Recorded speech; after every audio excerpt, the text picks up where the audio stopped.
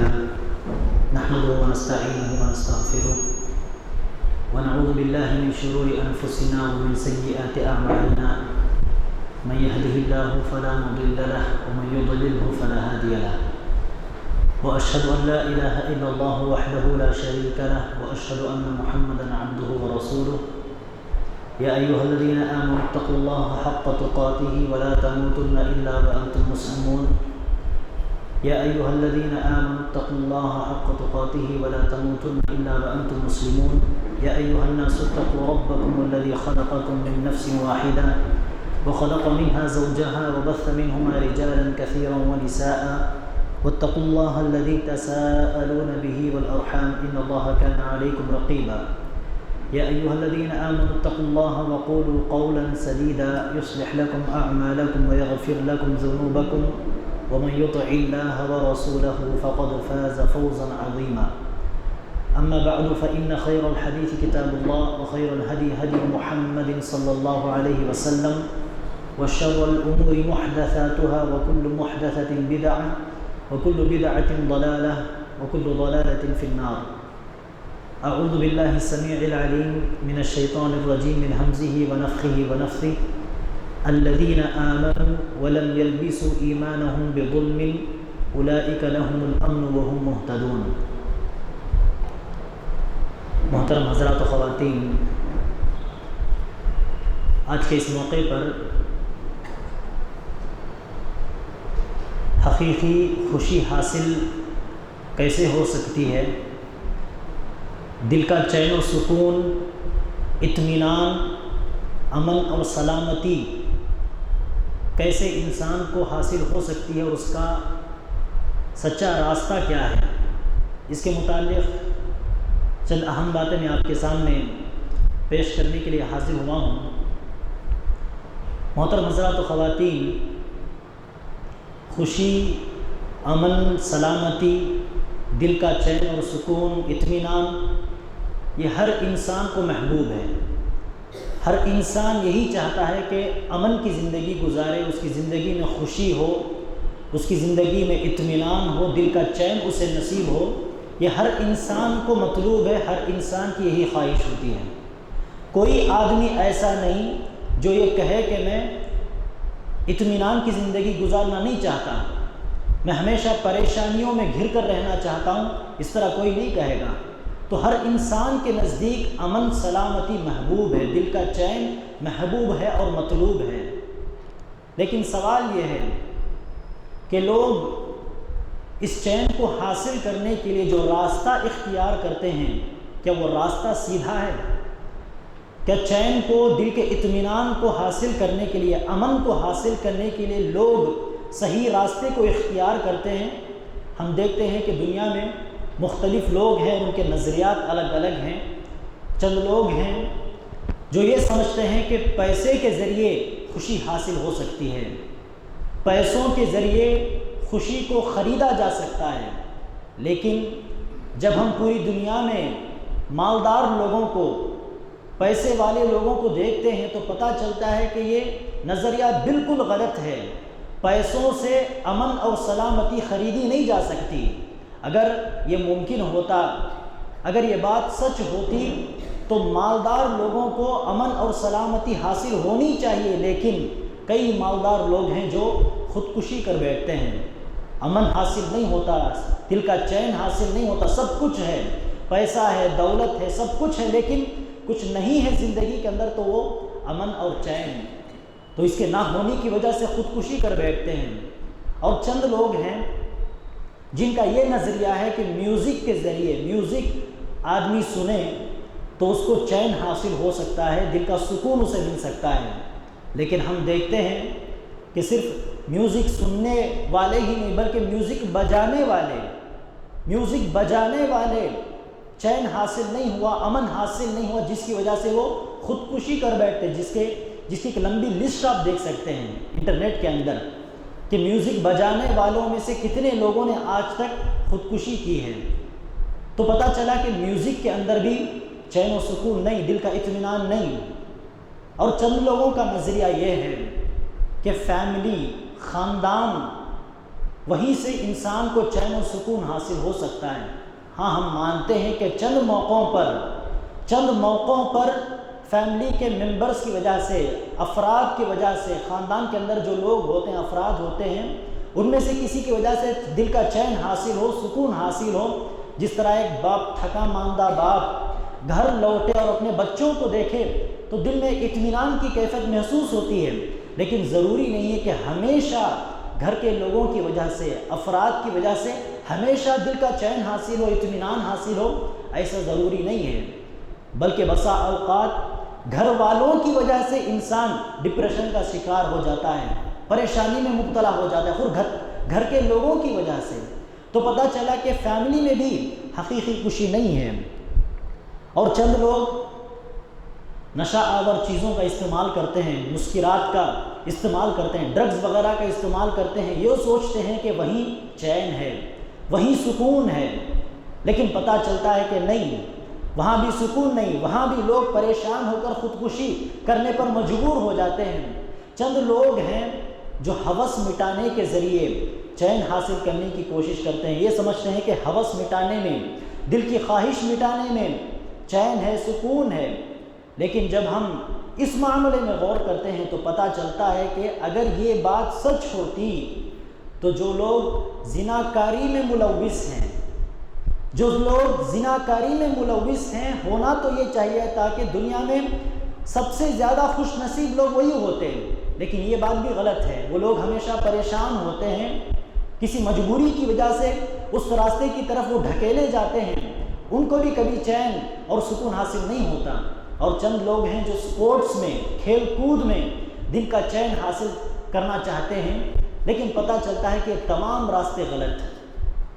ان میں سے کسی چیز میں انسان کو چین و سکون حاصل نہیں ہوتا۔ ان تمام چیزوں کو حاصل کرنے کی کوشش وہ کرتے ہیں، لیکن کبھی دل کا اطمینان، حقیقی خوشی ان کو حاصل نہیں ہوتی، جس کے نتیجے میں ہم دیکھتے ہیں کہ دنیا میں آج انڈیا کی اگر بات کرنی ہو تو ایڈز جیسی بیماری، جسے ہم بہت بڑی بیماری سمجھتے ہیں، لا علاج بیماری، جس کی دوائی نہیں، جس کا کوئی علاج نہیں، لوگ اس طرح سمجھتے ہیں، ایسی بیماری کی وجہ سے جتنے لوگ مرتے ہیں اس سے بھی زیادہ پریشانیوں میں مبتلا ہو کر، پریشان ہو کر، ڈپریشن کا شکار ہو کر خودکشی کر کے مرنے والوں کی تعداد زیادہ ہے۔ اگر آپ چیک کریں گے تو پتہ چلے گا کہ بالکل ڈبل، دگنی تعداد ہے۔ اگر 60 پر 8,000 لوگ ایڈز کی وجہ سے مرتے ہیں تو خودکشی کر کے مرنے والوں کی تعداد ہندوستان کے اندر 1,30,000 پر 5,000۔ تو پتہ چلا کہ لوگ خوشی کی تلاش میں ہیں لیکن خوشی نہیں ملتی، چین کی تلاش میں ہے لیکن چین انہیں نصیب نہیں ہوتا۔ تو آخر چین کہاں ملے گا؟ حقیقی خوشی انسان کو کہاں ملے گی؟ کہاں سے انسان دل کا چین حاصل کرے، امن سلامتی کہاں سے حاصل کرے؟ تو اس کا جواب یہ ہے کہ انسان کی سوچ صحیح ہو، صحیح انداز سے وہ سوچے، صحیح انداز سے وہ سوچنا شروع کرے، تو وہیں سے انسان کو چین حاصل ہو سکتی ہے، وہیں سے اطمینان اس کو حاصل ہو سکتا ہے۔ سوچ کے اندر، انسان کی فکر کے اندر کتنا پاور ہے، طاقت ہے، اس کی ایک مثال میں دیتا ہوں۔ ایک آدمی، سمجھیے کہ آئی ٹی کمپنی میں کام کرنے والا ایک شخص، رات بھر نائٹ شفٹ میں وہ کام کر کے تھکا ماندہ وہ لوٹتا ہے، اپنی بستی کو لوٹتا ہے۔ ٹرین میں اس نے سیٹ کو ریزرو کیا، یہ سوچ کر کے میں سوتا ہوا، آرام کرتا ہوا میں گھر کو پہنچوں گا۔ جیسے ہی وہ سو رہا تھا، درمیان میں ایک بوڑھا شخص ایک بچہ اور ایک بچی کو لے کر اسی ڈبے میں چڑھتا ہے، اور بچے ٹرین میں کیا کریں گے آپ جانتے ہیں، کھیل رہے ہیں، کود رہے ہیں، آواز ڈال رہے ہیں، کوئی چیز لے کر پھینک رہے ہیں۔ اس نے صبر کیا، اس نے برداشت کیا، لیکن برداشت سے چیز باہر ہو گئی، صبر نہیں کر پایا۔ وہ اٹھ کر اس بوڑھے آدمی سے کہنے لگا کہ اپنے بچوں کو تم سنبھال نہیں سکتے، بچوں کو ڈرا نہیں سکتے؟ تو اس بوڑھے آدمی نے کہا کہ نہیں، میں ان کو ڈرائے بغیر، ان بچوں کو میں سنبھالے بغیر خاموش اس لیے آ رہا ہوں کہ کل میرا بیٹا اور میری بہو سفر میں دونوں نکلے، راستے میں ان کا ایکسیڈنٹ ہو گیا اور دونوں کا انتقال ہو گیا۔ اب میں ان کے باڈی کو لینے کے لیے ان دونوں بچوں کو لے کر جا رہا ہوں، تو بتائیے کہ اس آدمی کی اب کیفیت کیا ہوگی؟ تھوڑی دیر پہلے وہ بچوں پر غصہ ہو رہا تھا، بچوں کی حرکت کی وجہ سے وہ پریشان ہو رہا تھا، اب وہ اس آدمی کی کیفیت کیا ہوگی آپ بتائیے؟ اب وہ ان بچوں کو رحم کی نگاہوں سے دیکھنے لگا، پوچھنے لگا کہ اب بچوں کا فیوچر کیا ہے، بچوں کو پالے گا کون، پوسے گا کون؟ حالانکہ بچوں نے ابھی کھیلنا نہیں چھوڑا، پہلے بھی وہ کھیل رہے تھے، ابھی بھی مسلسل وہ کھیل رہے ہیں، ٹرین سے اترتے وقت وہ کھیلتے ہی رہیں گے، لیکن تھوڑی دیر پہلے ان کی شرارت سے اس آدمی کو تکلیف ہو رہی تھی، لیکن اب تکلیف نہیں ہو رہی، تو کیوں؟ اس کی سوچ بدل گئی۔ تو پتہ چلا کہ سوچ کے اندر، انسان کی فکر کے اندر اتنی طاقت ہے کہ سوچ کی وجہ سے انسان پریشان بھی ہو سکتا ہے اور سوچ ہی کی وجہ سے انسان تسلی بھی حاصل کر سکتا ہے۔ لیکن ایک کافر جس کے دل میں ایمان نہیں، ہو سکتا ہے کہ چند موقعوں پر اپنی سوچ کو وہ بدل کر چین حاصل کر لے، اطمینان حاصل کر لے، لیکن ساری زندگی کافر اپنی سوچ کو بدلتے ہوئے چین حاصل کرے، یہ ممکن نہیں۔ ساری زندگی انسان کو چین حاصل ہو، ساری زندگی اطمینان حاصل ہو، اس کے لیے ضروری ہے کہ انسان کے دل میں ایمان ہو۔ ایمان ہی کے اندر اتنی طاقت ہے کہ انسان کی پوری سوچ، ساری زندگی وہ صحیح انداز سے سوچنے لگے، اس طرح انسان کے سوچ کو بدلنے کی طاقت صرف ایمان کے اندر ہے۔ تو ایمان، بنیادی طور پر انسان کے پاس ایمان کی دولت ہونی چاہیے۔ انسان کی سوچ ایمان سے کیسے بدلتی ہے، میں عام طور پر وہ مثال دیتا ہوں۔ اللہ کے رسول صلی اللہ علیہ وسلم نے ایک آدمی کو دیکھا، اللہ کے رسول صلی اللہ علیہ وسلم نے ایک آدمی کو دعوت کے سمے، ضیافت کے سمے دیکھا، کافر تھا۔ لوگوں نے بکری کا دودھ اس کے سامنے پیش کیا، ایک بکری کا دودھ پورا اس نے پی کر سرا دیا، پھر اس نے کہا کہ مجھے اور دودھ چاہیے۔ دوسری بکری کا دودھ لوگوں نے نتھار کر، دودھ دوہ کر پیش کیا، پورا دودھ اس نے پی لیا، پھر کہا کہ مجھے اور دودھ چاہیے۔ اس طرح 7 بکریوں کا دودھ اس کے سامنے پیش کیا گیا اور پورا دودھ اس نے پی کر سرا دیا۔ چند دنوں کے بعد وہی آدمی مسلمان ہو گیا، اس نے اسلام قبول کیا۔ اللہ کے رسول صلی اللہ علیہ وسلم نے دوبارہ اس آدمی کو دیکھا ایک ضیافت کے سمے، ایک دعوت کے موقع پر، کہ ایک بکری کا دودھ اس نے پیا، دوسری بکری کا دودھ لوگوں نے پیش کیا تو تھوڑا پی کر اس نے کہا کہ بس اس کے بعد میں پی نہیں سکتا۔ تو اللہ کے رسول صلی اللہ علیہ وسلم نے اس موقع پر ارشاد فرمایا، الکافر یأکل بسبعۃ امعاء والمؤمن یأکل فی معا واحد، کہ کافر 7 آنتیں بھر کر کھاتا ہے اور وہی مومن صرف ایک آنت بھر کے کھاتا ہے، اس کے بعد وہ اکتفا کرنے لگتا ہے۔ تو اس سے پتہ چلا کہ انسان کی سوچ، ایمان کی بدولت انسان کی سوچ بدل جاتی ہے۔ کھانے پینے سے لے کر بڑے بڑے معاملات تک، کھانے پینے سے لے کر بڑے بڑے معاملات تک انسان کی سوچ بدل جاتی ہے۔ کب؟ جب انسان کے دل میں ایمان آ جائے۔ موسیٰ علیہ السلام کے خلاف مقابلہ کرنے کے لیے بڑے بڑے جادوگر دور دراز سے حاضر ہوئے، بڑے بڑے جادوگر حاضر ہوئے۔ جب وہ موسیٰ علیہ السلام کے خلاف مقابلہ کرنے کے لیے آئے تو دل میں دنیا کی خواہش تھی، دنیا کی لالچ تھی کہ کیا ملے گا، اگر ہم مقابلے میں کامیاب ہو جائیں گے تو ہمیں بدلے میں، معاوضے میں کیا ملے گا، یہ خواہش تھی، دنیا کی لالچ تھی۔ چنانچہ وہ فرعون کے سامنے پوچھنے لگے، اگر آج ہم موسیٰ کو ہرا دیں گے، آج اگر ہم موسیٰ کو ہرا کر ہم جیت جائیں گے تو بدلے میں ہم کو کیا ملے گا؟ تو فرعون نے کہا کہ میں تمہیں اپنا قریبی درباری بنا لوں گا، ہمیشہ تم محل میں میرے ساتھ رہو گے، میرے قریب قریب رہو گے۔ جب اس نے خواہش دلائی تو جادوگروں نے اللہ تبارک و تعالیٰ کی قسم کھانے کے بجائے لالچ میں آ کر، پیسوں کی لالچ میں آ کر فرعون کی چاپلوسی کرتے ہوئے وہ کہنے لگے، بعزت فرعون انا نحن الغالبون، فرعون کی عزت کی قسم، ہم ہی آج جیت کر رہیں گے، ہم غالب آئیں گے۔ تو دیکھیں کتنی دل کے اندر لالچ بھری پڑی تھی کہ اللہ تبارک و تعالیٰ کو بھول کر فرعون کی عزت کی قسم کھا رہے تھے۔ لیکن یہی جادوگر جب دیکھتے ہیں کہ موسیٰ علیہ السلام کے ہاتھوں سے جو چیز ظاہر ہوئی وہ جادو نہیں ہے، وہ کوئی جادوئی کرتب نہیں ہے، بلکہ وہ معجزہ ہے، بلکہ وہ معجزہ ہے، اور موسیٰ سچ مچ اللہ تبارک و تعالیٰ کے رسول ہیں، سچے نبی ہیں۔ جب یہ حقیقت کافر جادوگروں کے سامنے واضح ہوئی تو فوراً سجدے میں گر پڑے اور کہنے لگے کہ ہم موسیٰ اور ہارون کے رب پر ایمان لے آئے، کیونکہ لوگ فرعون کو رب کہتے تھے اور فرعون خود کو رب کہتا تھا، اس لیے انہوں نے موسیٰ اور ہارون کے رب پر ہم ایمان لے آئے، اس طرح انہوں نے کہا۔ تو فرعون پریشان ہو گیا کہ جن پتوں پر تکیہ تھا، بھروسہ تھا، وہی پتے آج مجھے ہوا دینے لگے، جن لوگوں پر بھروسہ تھا انہی لوگوں نے مجھے جو دھوکہ دے دیا۔ پریشان ہو کر فرعون کہنے لگا کہ میری اجازت کے بغیر کیسے تم مسلمان ہو سکتے ہو؟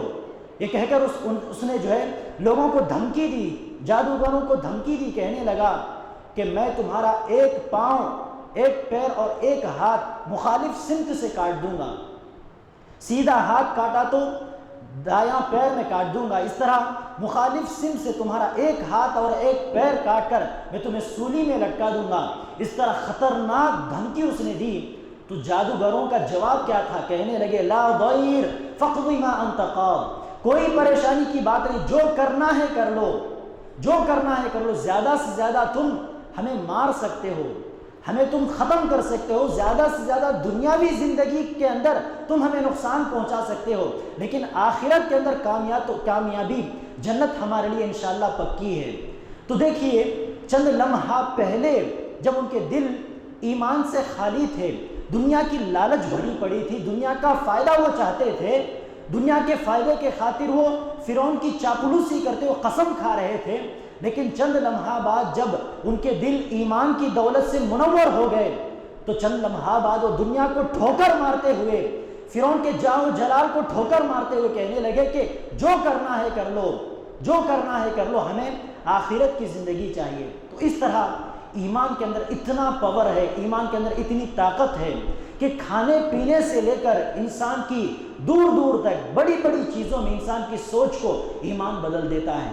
تو بنیادی طور پر آدمی کے اندر ایمان ہونا چاہیے، تبھی انسان کو امن، سلامتی اور دل کا چین اور سکون حاصل ہو سکتا ہے۔ اسی لیے اللہ تبارک و تعالیٰ نے ارشاد فرمایا الذین آمنوا ولم یلبسوا ایمانہم بظلم اولئک لہم الامن وہم مہتدون، وہ لوگ جو ایمان لے آئے، مسلمان ہوئے، ایمان لے آئے اور پھر اس کے بعد انہوں نے شرک کی ملاوٹ نہیں کی، تو انہی لوگوں کے لیے امن ہے، سلامتی ہے، خوشی ہے، دل کا اطمینان ہے۔ تو اللہ تبارک و تعالیٰ کا وعدہ ہے۔ تو سب سے پہلے بنیادی طور پر ہمارے دلوں کے اندر ایمان ہونا چاہیے، ایمان ہو، اور اس کے ساتھ ساتھ دو قسم کے جذبات انسان کے دل میں کار فرما ہوں، دو قسم کے جذبات انسان کے دل میں پیدا ہو جائیں، تو اس کے بعد کسی بھی قسم کا مسئلہ اس کے سامنے آ جائے، اس کی زندگی میں کیسا بھی موڑ آ جائے، وہ کبھی پریشان نہیں ہوگا، ہر موڑ میں اس کو چین حاصل ہوگا۔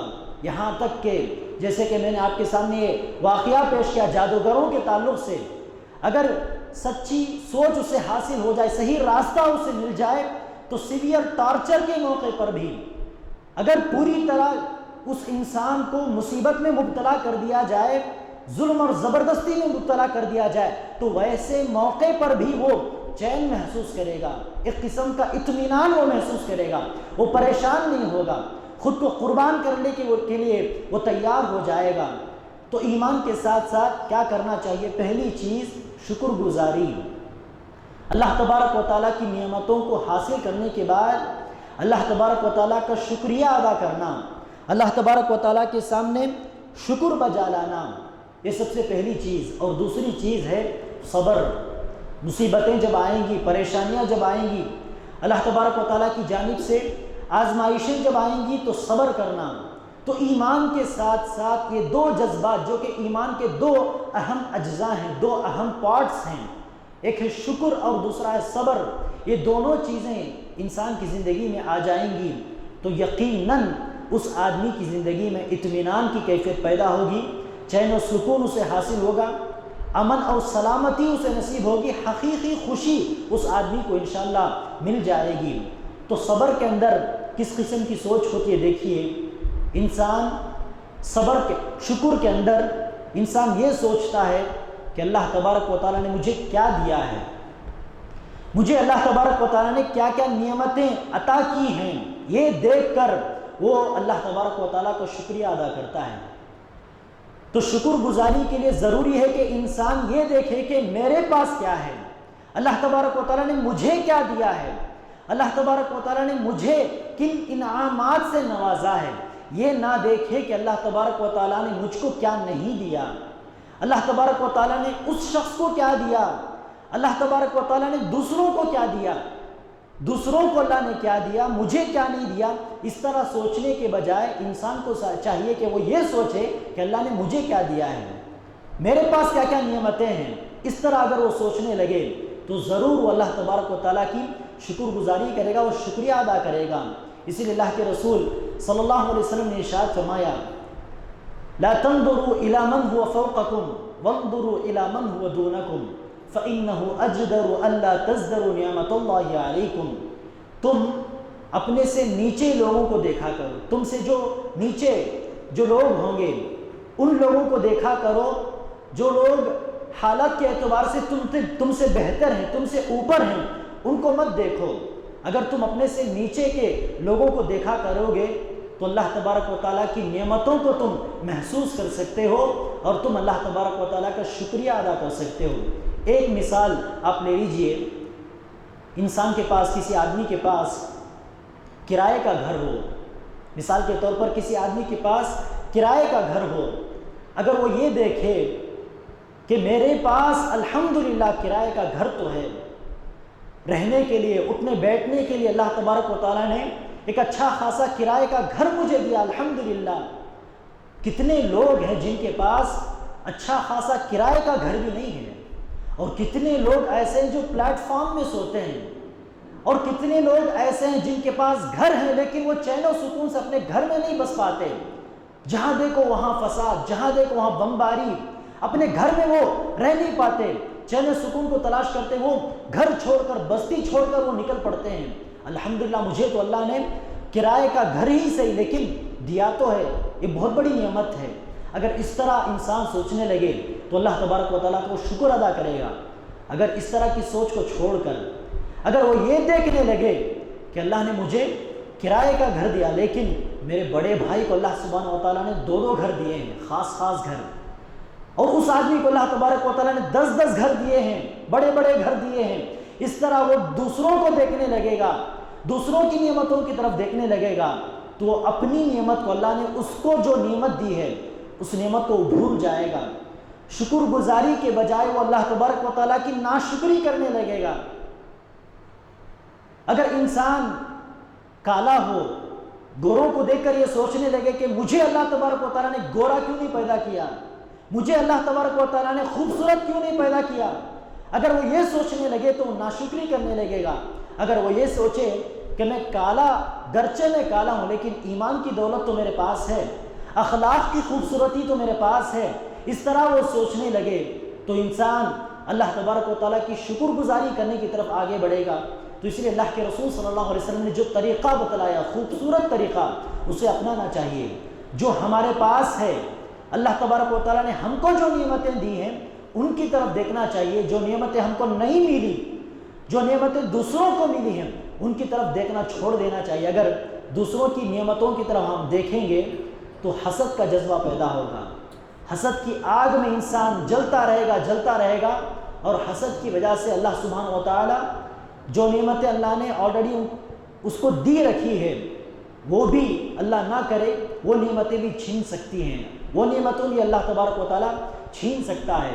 اسی لیے شکر کے اندر ضروری ہے کہ ہم اللہ تبارک و تعالیٰ کی نعمت کو پا کر شکر کریں گے تو مزید اللہ تبارک و تعالیٰ ہم کو عطا کرے گا۔ انسان بھی اسی طرح کرتے ہیں، کسی انسان نے کسی دوسرے مسلمان بھائی کو کسی معاملے میں مدد کر دی، اگر ایک جملہ وہ منہ کھول کر جزاک اللہ کہہ دے تو ہو سکتا ہے کہ دوبارہ وہ مدد کرے۔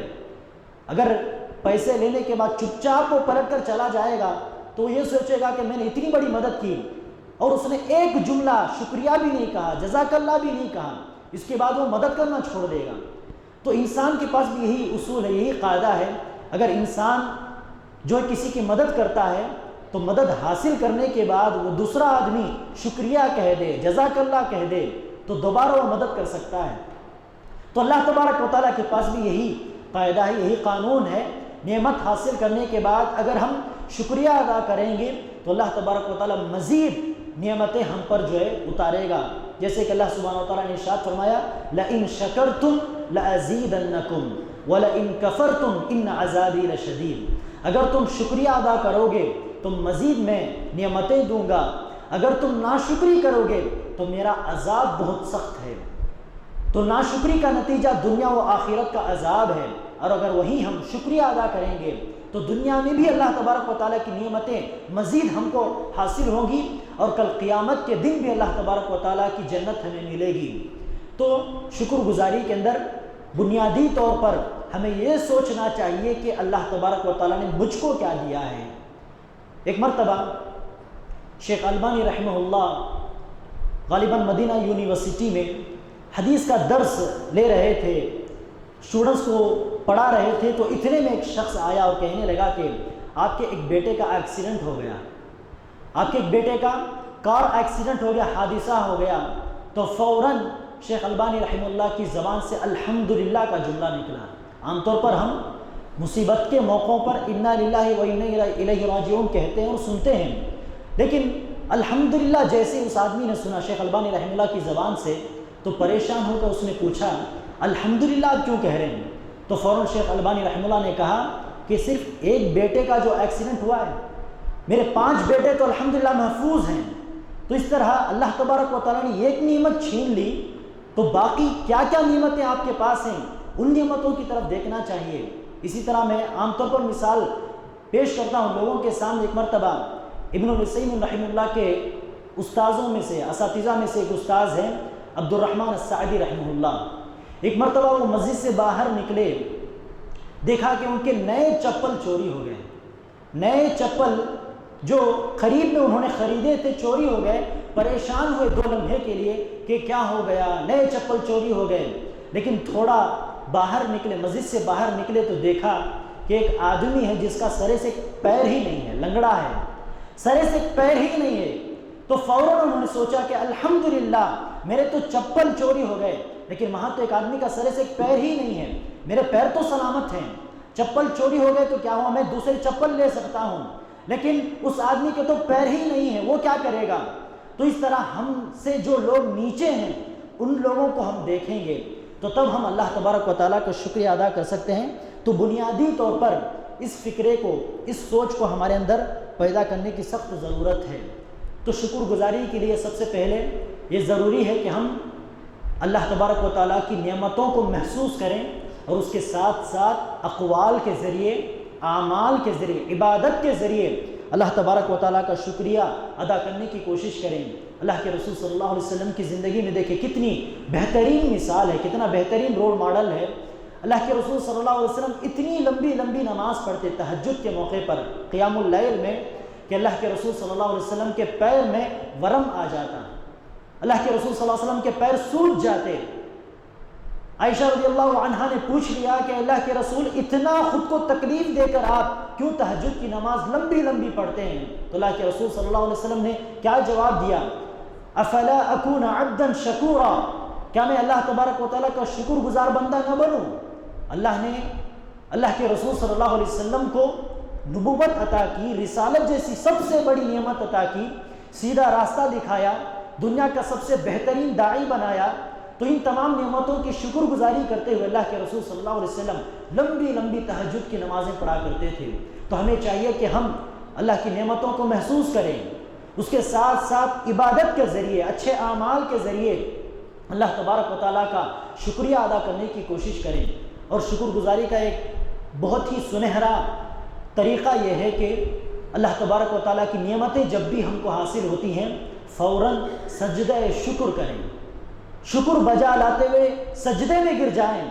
یہ ایک ایسی سنت ہے جو کہ آج لوگوں کے اندر ناپید ہو چکی ہے، سنت مہجورہ جسے کہا جاتا ہے، ایسی سنتیں جسے لوگ بھلا بیٹھتے ہیں۔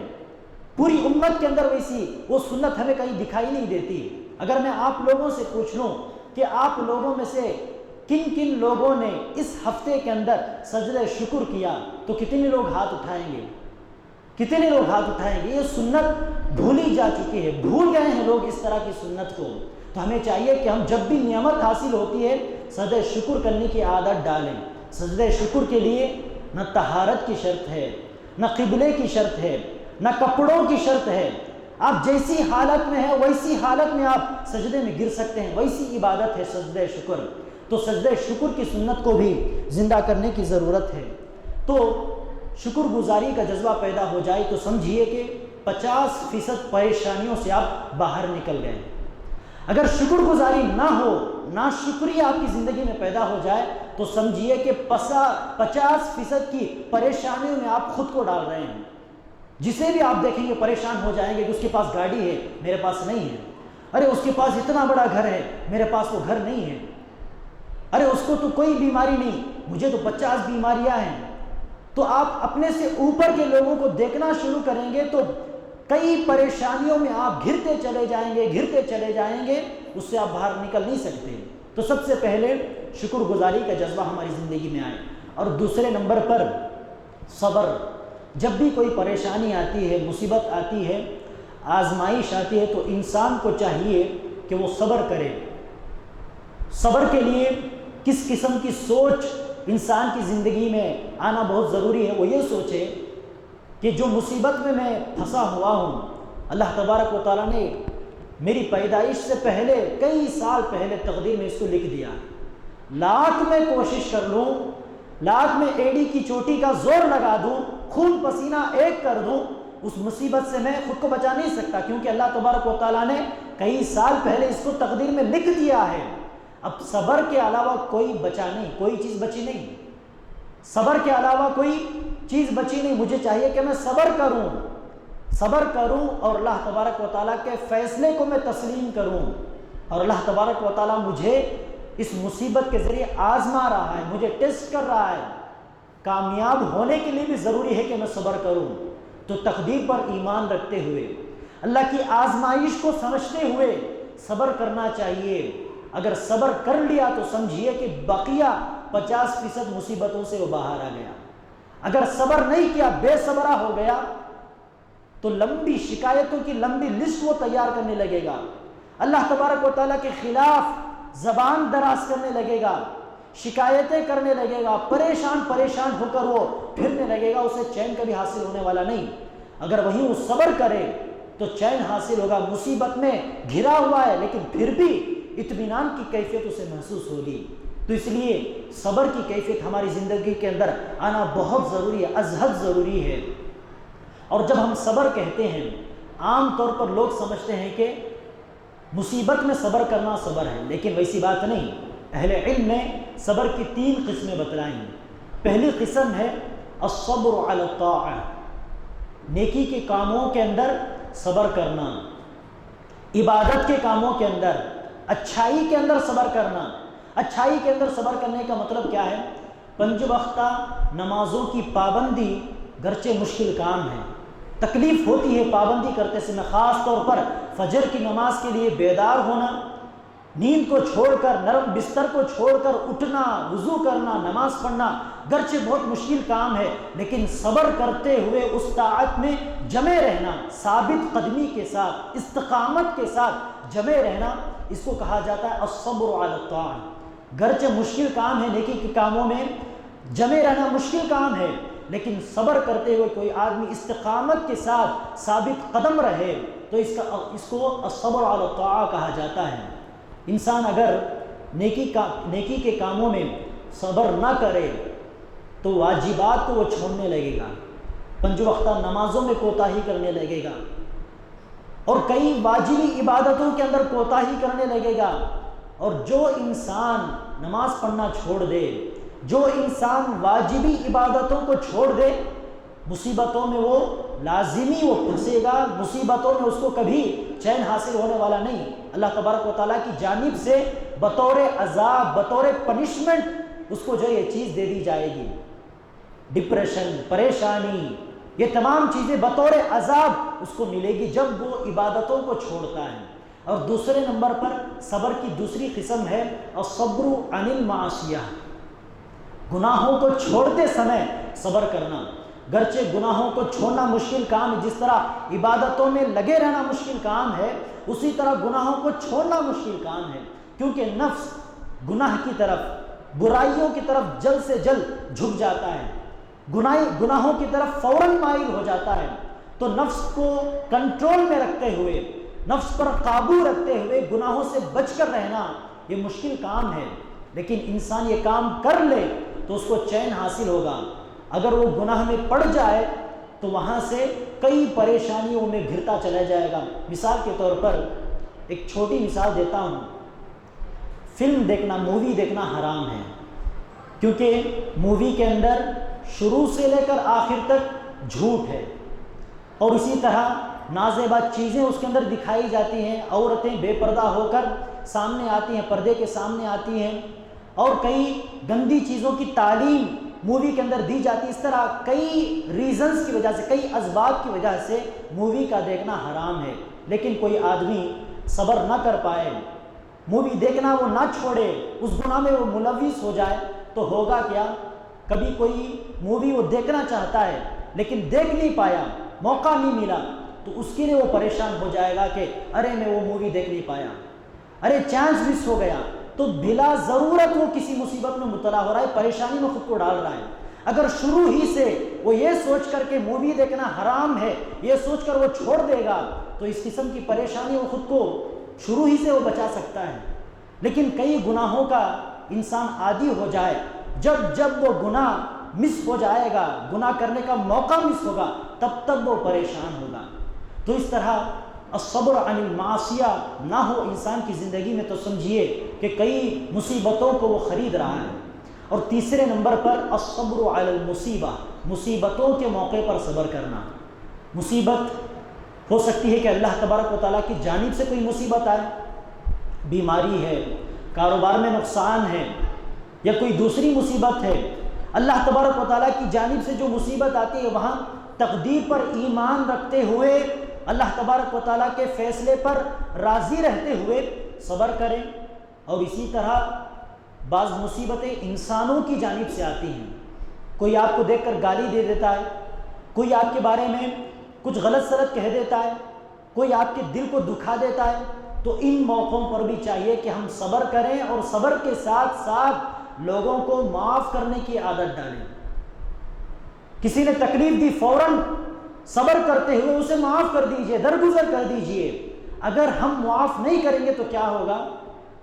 سمجھیے کہ آپ کا تعلق ہر دن 20-25 لوگوں سے ہے، تو لازماً 20-25 لوگوں میں سے 10 لوگ آپ کو تکلیف دیں گے، غلط سلط باتیں آپ کے بارے میں کہہ دیں گے، کوئی ایسا جملہ کہہ دیں گے کہ اس کو سنتے ہی آپ کا دل جو پریشان ہو جائے گا۔ اگر فوراً ہی ان 10 لوگوں کو آپ معاف نہیں کریں گے تو سمجھیے کہ ان 10 لوگوں کی تکلیفیں، جو بھی انہوں نے تکلیف دی، وہ تکلیفیں آپ کے دل میں جمع ہوتی جائیں گی۔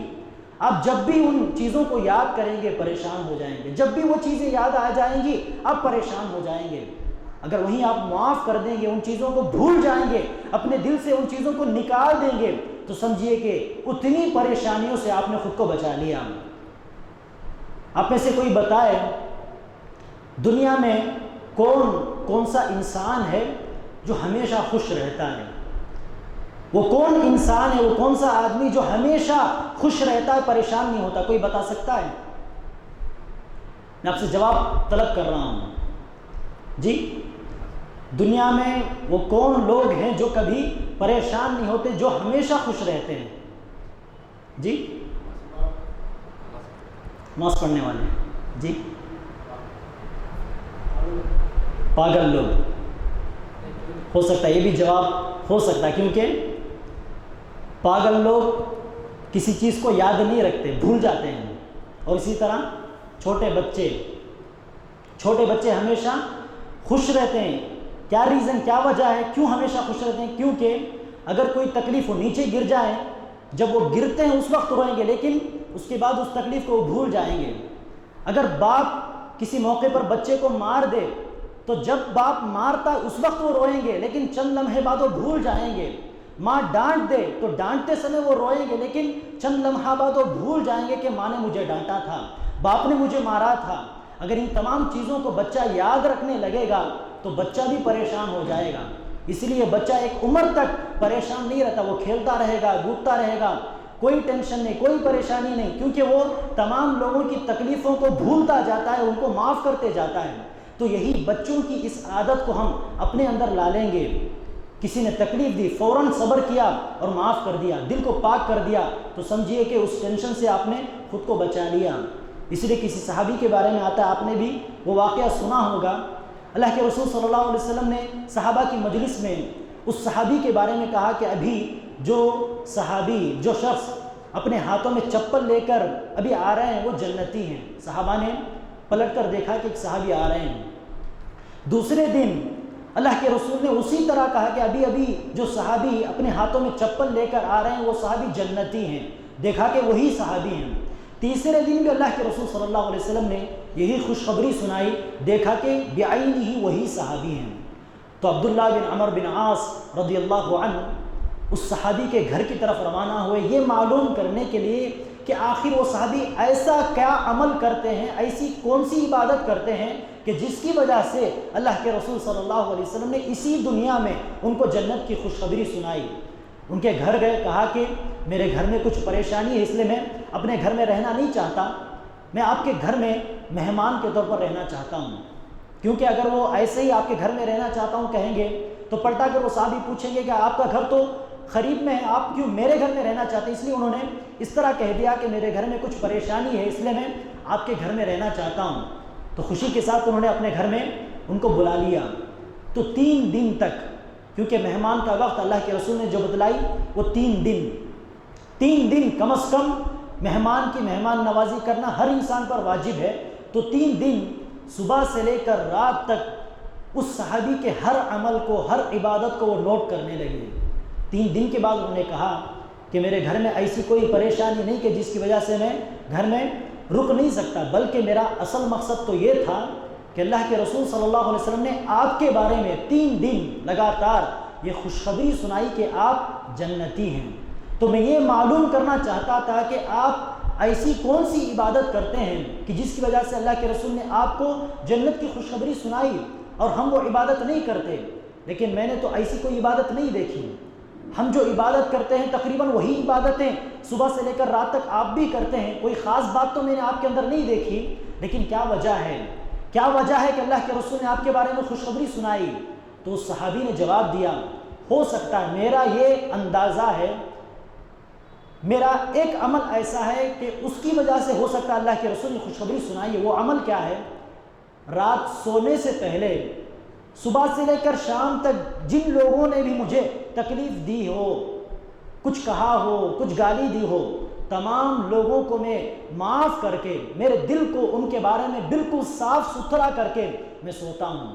کسی مسلمان بھائی کے بارے میں میں اپنے دل میں کینہ کپٹ کو پالتا نہیں ہوں، فوراً میں معاف کر دیتا ہوں، بھول جاتا ہوں، اپنے دل کو صاف کر کے میں سوتا ہوں۔ اسی لیے شاید اللہ کے رسول صلی اللہ علیہ وسلم نے میرے بارے میں خوشخبری سنائی ہو۔ تو فوراً عبداللہ بن عمر بن عاص رضی اللہ عنہ نے کہا، ایسی بات ہے تو یہ بہت ہی مشکل کام ہے، یہ تو بہت مشکل کام ہے کہ انسان ساری تکلیفوں کو بھول کر سب کو معاف کر کے اپنے دل کو پاک صاف رکھے، کینہ کپٹ سے خود کو جو ہے دور رکھے۔ یہ واقعی مشکل کام ہے، یہ چیلنج کا کام ہے۔ تو ہمیں چاہیے کہ ہم لوگوں کو معاف کرنے کی عادت ڈالیں۔ یہ انبیاء کرام کی صفت ہے، یہ اللہ تبارک و تعالیٰ کی صفت ہے۔